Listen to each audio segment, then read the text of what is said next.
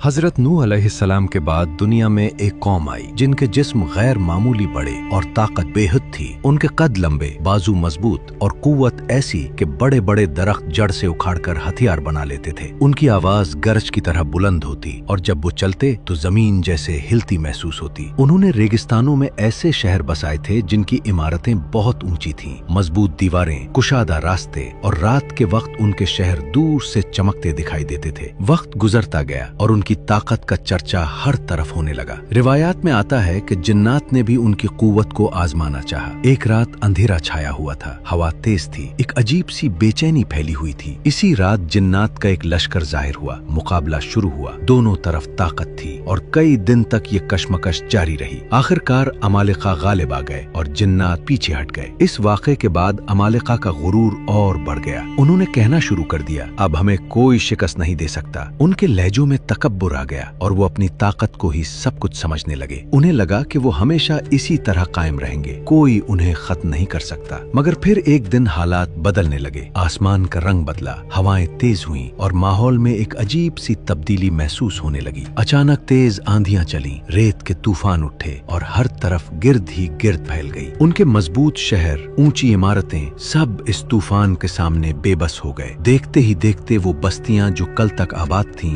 रेत में दबने लगी। जब सुबह हुई तो मंजर बिल्कुल बदल चुका था। न वो शोर बाकी था, न वो ताकत, न वो शहर, सिर्फ खामोशी थी और फैली हुई रेत, जैसे वहां कभी कोई था ही नहीं। ये वाकया हमें याद दिलाता है कि चाहे कोई कौम कितनी ही ताकतवर क्यों ना हो, अगर वो गुरूर में आ जाए और अपनी हद भूल जाए तो उसका अंजाम बाकी नहीं रहता। असल ताकत हमेशा अल्लाह के पास है और वही जिसे चाहे इज्जत दे और जिसे चाहे मिटा दे।